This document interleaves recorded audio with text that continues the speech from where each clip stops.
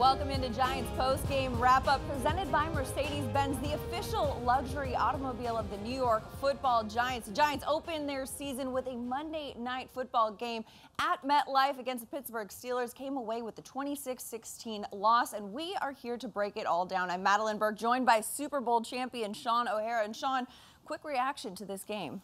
Well, yeah, certainly a lot of new factors for the Giants, new coaching staff, a lot of new players. Unfortunately, the same result for this 2020 New York Giants team. I thought there was a lot of missed opportunities. It was a great start. They had a chance right at the beginning part of the football game to go ahead, and they got a gift with a muff punt, and they weren't able to capitalize on that. But the offense certainly showed a lot of opportunity, some big plays with Darius Slayton. And, you know, of course, the 19-play drive that ended in the interception felt like it took a lot of wind out of the sails. But I thought the defense, Madelyn, really showed up. The pass rush showed up. I thought Blake Martinez was very solid. They needed to clean some things up in some in the passing game and some of the pass-offs with the defensive backs. Well, and Shaun, you mentioned that muff punt. Let's take a look at how this went down as well, because early in the game, first quarter, Riley Dixon back to punt. But look at this. Everyone swarming around here as the ball is loose, travels to the 1 yard line. What was your reaction when you saw this? Great special teams play. Well, my first thought was, you know, obviously jump on the football, but with that many blue jerseys around, I couldn't believe that, you know, they couldn't find a way to just bat the ball in the end zone and get it as a touchdown. Devontae Downs was actually 8 yards from the football when it first hit the ground, so great hustle by him right there, number 52. You could see him ripping the ball out of somebody's hands. And offensively, if you see your special teams come away with a play like that, you want to immediately come on the field and capitalize and punch it in, and they were unable to do that. Yeah, you mentioned they're unable to do that. They're at the 1 yard line. They ended up settling for a field goal. Graham Gano ended up kicking it through the uprights. But why weren't they? We saw last year the red zone was a little bit of a tricky area for the Giants. Why weren't they able to convert there? Yeah, Madelyn, this new offense, they're still trying to get their bearings, and with the young offensive linemen that they have and three new starters up front, certainly that's a tough transition to get into. But I wouldn't have been mad if I saw 3 straight Saquon Barkley runs right there to start the game. Well, and you mentioned Saquon Barkley runs. Saquon didn't exactly get it going on the ground today, but he was involved, especially in the passing game. Let's take a look at this. We had him on a screen pass. He had a 38-yard run. Daniel Jones dishes it out to him. Saquon goes for it and hits the hurdles. Whoop! Right there. I mean, unfortunately for Saquon Barkley, you don't get style points for that, but that was a great play for him. You love to see it from the running back. When you get Saquon in space, good things happen. You can see, look at all this green around him. This is not fast forward. This is real time. He gets a nice block by Kevin Zeitler out in front, and then there's the leap ability that you talked about, the stiff arm, get off me. Rarely does the first defender take him down, and I really like the play design. They fake the reverse before the pass play, but screen plays typically will slow down some of the pass rush, which is certainly something that the Pittsburgh Steelers were doing a good job of tonight. You mentioned the play design. It looked like there was a little bit of creativity in this play design tonight. What stood out to you in that regard?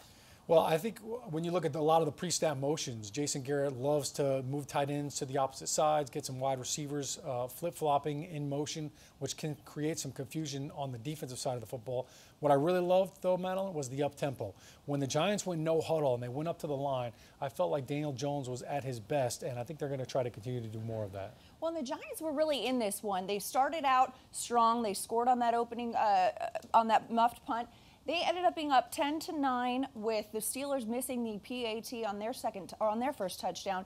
But then Daniel Jones and the Giants driving down the field, 19 plays, and they just couldn't convert. Daniel Jones gets close to the end zone. The pressure is on him.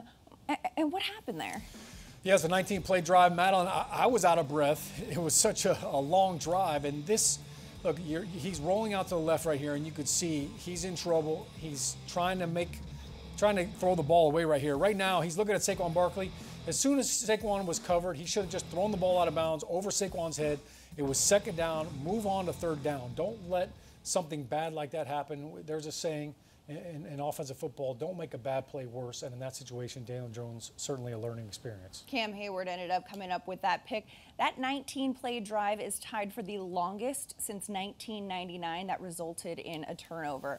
Tough stat. Unfortunately, Daniel Jones' first turnover in his career in the red zone, too, which he knows is a no-no.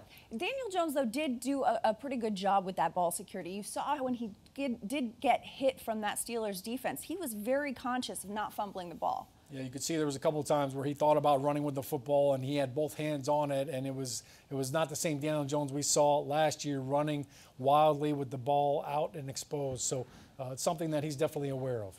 Now, that turnover in the red zone kind of seemed to take the air out of the balloon for the Giants. Going forward, going through the game, ended up with Juju Smith-Schuster, that third touchdown of the game, put it up 26-10, and was all but over for the Giants. The Giants really didn't have an answer for Juju, and this touchdown right here against James Bradberry, it looked like Bradberry thought he was going to switch defenders and ended up being a step behind him here. And Juju, he hurt him in the slot, whether it was Darnay Holmes or James Bradberry. They just really didn't have an answer for him. And those are things that you have to work on in practice. You've got to work on what are we going to do in the red zone. Are we staying man the whole way? The rub routes were an issue. We saw James Bradberry run into Darnay Holmes on a previous touchdown. And those are all things that you have to work on in practice, because guess what? Next week, teams are going to see that same stuff, and they're going to say, we're going to run the same route combinations. And, of course, after that touchdown, the Giants did put together a drive, had a touchdown, Daniel Jones to Darius Slayton, but they weren't able to convert the two-point conversion, and all was said and done. All right, well, stay with us. We've got a lot more coming up on the program. After this break, you'll hear from head coach Joe Judge and see what he has to say after the Monday night loss to the Steelers. That and more coming up on Giants Postgame Wrap-Up presented by Mercedes-Benz. For the latest game highlights and analysis, download the Giants mobile app on your device's app store. Welcome back to Giants Postgame Wrap-Up presented by Mercedes-Benz, the official luxury automobile of the New York Football Giants. The Giants opened their season on Monday Night Football, suffering a 26-16 loss to the Steelers. Here's head coach Joe Judge addressing the media. Guys, I appreciate you. I was talking with the team a little bit afterwards, make sure I checked on every player. So I'm sometimes slow out of the locker room, so I appreciate your patience. You know, to start this off, I just tell you right now that I'm proud of the way the team fought for 60 minutes. That's something I really wanted to see. You guys asked me earlier in the week what I want to see from this team. I wanted to see a team who played together for 60 minutes and fought regardless of score, circumstance, or situation, and I saw that. I'm proud of the way our guys played. Now, obviously, there's some things we have to do to clean up. The mark of a good team is the improvement you can make moving on from week one. You know, this next week will be a big test, but we've got to stop with the turnovers. We've got to eliminate the unnecessary penalties. We have to do better at the end of the half, all right, and we have to finish ourselves in the red area. So those are the big things that stuck out right there. I'm sure there's a litany of other things you guys want to ask about. So at that point, I'm going to open up to some questions. Dougie? Hey, Joe. Just want to get your first analysis of Daniel's performance and then what you saw on the interception down by the goal line. Well, you know what? I mean, first off, I like the way he played aggressive, okay? He stood in the pocket. It was obviously a strong rush coming at him all night. He played confident in there. He stood there as long as he could. He delivered some good, accurate passes for us. He had 2 throws I know he wants back, down at the goal line. That's something we can't have happen. Look, I'll talk to Daniel a little bit more about it. I'll watch the tape, make sure we clean up everything involved. That's definitely something you can't have, 19-play drive and come away with no points, especially down there in the low red. That's not acceptable, but I'm proud of the way he played aggressive. I'm proud of the way this team on the bench stuck together. Thanks, Joe. Thanks, Dan. Hey, Coach, big play early in the game. You recovered a punt, and that third down play, look like Ingram was trying to kick out there. Did Jones miss him, or did Ingram not quite run the proper route? You know what? I got to check the tape on that one before I give you a final answer on that. I just know that in that situation right there, we want to come away with 7 points. We got the field goal down there. It was an opportunistic play by the special teams, taking advantage of, a muff punt. That's something we were kind of figuring was going to happen at some point in this early games, all right, with some of the guys not getting preseason experience. We were ready for it. Our guys took advantage of it. They did a good job getting on the ball and advancing it to get our offense, position. But, we've got to come away with better points than just 3 right there. Hi, Leonard. Hey, Joe, obviously the Steelers were keying on Saquon Barkley in the running game, but what do you guys have to do better? What can you control to succeed there and keep that going and win some battles? Specifically with what, Pat? With Saquon? In the run game, the offensive line, and just getting the run game going and not letting guys blow up into the backfield. Yeah, every week's going to be a little bit different challenge based on the scheme we're going to see. That's obviously a very talented front we played tonight. But look, we're going to stay aggressive with the run game. All right, Saquon's a key part of our team. You know, he's going to be a difference maker in how successful his team's going to be. So we're going to stay with him. We have a lot of confidence in him. I have a tremendous amount of confidence in our offensive line. You know, look, we're going to watch the tape. We're going to clean up what we have to. It's going to be a different opponent next week with a little bit different challenge. But it's obviously something we have to improve on in the run game. That's not something we're going to shy away from. We have to improve on that. But listen, I have all the confidence in the players, the offensive line, the skill players, and we're going to keep leaning on these guys. And that's how we're going to have success with the men we have in the locker room right now. Thanks. Zach. Hey Joe. How'd you feel like your cornerbacks played? I know you had a few different guys that lined up against Juju in particular, and a couple of the touchdowns. One of them was Isaac was covering them, and I'm just curious how you felt like those guys did, especially in a tough spot tonight. You know, I thought overall they competed for 60 minutes. You know, this is a team that makes a lot of explosive plays. I think Pat was able to limit some of the production early on, really do a good job against the run game early on, forced me one-dimensional, put a lot of pressure on Ben. That was good for our defense. That limited some of the exposure the guys had. They made adjustments. They're a good team. They're going to take shots down the field. That's a very talented team. It's a very talented offensive skill group. You know, when you play the Steelers, you have to understand they're going to make plays. You know, these are talented guys. They're a good team for a reason. They're going to make their plays. You just got to stay disciplined and committed to the process and eventually work to make more. All right, Shaun, Joe Judge talking about one of the things that stood out to me is he said we got to stay aggressive in the run game. Obviously, they had a hard time getting Saquon going in the run game tonight. But he said, you know, it's not just about the O-line. What were your impressions of what he said there? Yeah, it's good to hear him talk about that because Saquon Barkley absolutely has to be a fixture on this offense. And the negative runs really are what jumped out at you. 8 runs went for negative yards tonight, and you can't have that. Saquon Barkley went at halftime with -3 rushing yards. That's almost impossible to do. And when you think about how electric he is and how physical of a runner he is, they need to do a better job with the offensive line, the tight ends, the wide receivers as well. They're just as responsible to dig out a safety or dig out a knifing corner. Too many times, look at this corner right up here, number 22, is unblocked. So the edge defenders are just as important as the interior defenders, and that's something that they're going to have to iron out. No doubt they're going to stay aggressive. Jason Garrett believes in the running game. And when you have 26 back there, you want to feed him the football. You definitely want to feed him the football. And then the other guy he talked about a little bit was 8, Daniel Jones. He said, you know what, I'm really proud of the way that Daniel Jones played aggressive.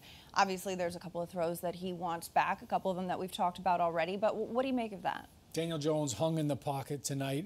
There was definitely some unblocked defenders, and he hung tight, made some big-time throws. Of course, he wants that interception back in the red zone. That took points off the board for them. But when you look at the film and the 2 touchdown throws to Darius Slayton, great throws. I think the blitz pickup is going to be big. He's got to trust his offensive line and his running backs. I thought both Wayne Gallman and Saquon Barkley both missed big blitz pickups that ended up in sacks, and you can't have that, and you got to protect your quarterback. Well, and 1.2 of emphasis of Joe Judge's team was saying, you know what, we want to play hard, play physical for 60 minutes. He commended this team for fighting until the end, and obviously it seemed out of reach, but they didn't give up. No, the effort was certainly there, and I think when you look at this team, they had a chance to win the football game. They've just got to capitalize on those certain situations in order to come out victorious. All right, we got a lot more coming up on the program. After the break, we'll hear from the quarterback, Daniel Jones. Stay with us here on Giants Postgame Wrap-Up, presented by Mercedes-Benz, here on the MSG family of networks. Tonight's scoring drive of the game is brought to you by Investors Bank. Get the official New York Giants checking account only from Investors Bank. Visit investorsbank.com/Giants for more details. This drive starts 2nd and 9. Caden Smith picks up the first down with a 12-yard gain. Take it to 3rd and 12 as Daniel Jones looking for Evan Ingram. A pass interference call gets the Giants that yardage, though. Great field position. Daniel Jones drops back, looks for his buddy, Darius Slayton, a 41-yard touchdown pass, the first of 2 touchdown receptions that Darius Slayton would have. 6 plays, 75 yards, 2 minutes and 4 seconds taken off the clock for the Investors Bank scoring drive of the game. Now we're going to hear from the guy who threw that touchdown pass. Daniel Jones is addressing the media. What happened on that interception at the goal line? I guess can you just take us through what went down there? Yeah, you know, obviously a play I'd like to have back. You know, I'd like to have the chance to look at it with the coaches tomorrow and really look into it. That's a costly mistake there after a long drive. So, you know, something I gotta work on and improve on. Tom? Hey, Daniel, there was a lot of optimism heading into the season. Does this take a little of the air out of that optimism? No, I don't think so. I think, you know, as a team, you know, there's certainly things we need to clean up and tighten up, learn from this first game. But, you know, I think as a team, we showed what we can be. And you know, like I said, opportunities to improve, opportunities to learn. And we'll look to do that, but attack those opportunities with the same enthusiasm and the same, you know, energy that we had going into this game. So, you know, I don't think anyone's discouraged. I think guys are, you know, if anything, motivated and looking forward to, you know, next week and the next challenge. Daniel, that drive, that 19-play drive, you made so many good, gritty plays in that drive. There were 4 or 5 on third downs. When you're going like that, does that cause you sometimes maybe in a situation like that at the goal line to get, I don't know, overconfident? Like, is it tougher to throw the ball away or to abandon a play after making so many plays to get yourself there? No, I mean, I think you play every play independent of the other, you know, focusing on executing that particular play. And you know, like I said, I want to, you know, have a chance to go back and look at it and learn from it. But, you know, we can't afford those mistakes in those situations. That Daniel Jones sound was brought to you by Toyota, the official vehicle of the New York Giants. Shaun, what's your reaction? Daniel Jones, of course, poised, as always, at the podium. Yeah, he's certainly disappointed. Obviously, the turnover, the interception in the red zone is definitely fresh in his mind. The other interception, it was a great play by T.J. Watt, so you almost can't fault Daniel for that. But he made some big-time throws. I thought he was under duress for a lot of the night. I think he just continues to show the leadership, and it's remarkable that it's still just his second year. I mean, technically he's still a rookie. He has 3 games until he's considered a second-year player, but the way that he hung in there through the blitz, through all the pressure that they got from the front 4 of the Steelers, I thought he made some phenomenal throws. I really thought he had a great command of the offense when they went no huddle. He did a lot at the line of scrimmage, getting everybody lined up. So I was very impressed with his performance tonight. Some phenomenal throws. He's had a touchdown pass in all 13 games he's played. Fun fact. Nice streak. And it's a great streak got going on. We'll hear from some more players after the break. Stay with us here on Giants Post-Game Wrap-Up, presented by Mercedes-Benz, the official luxury automobile of the New York Football Giants. We'll be right back after this.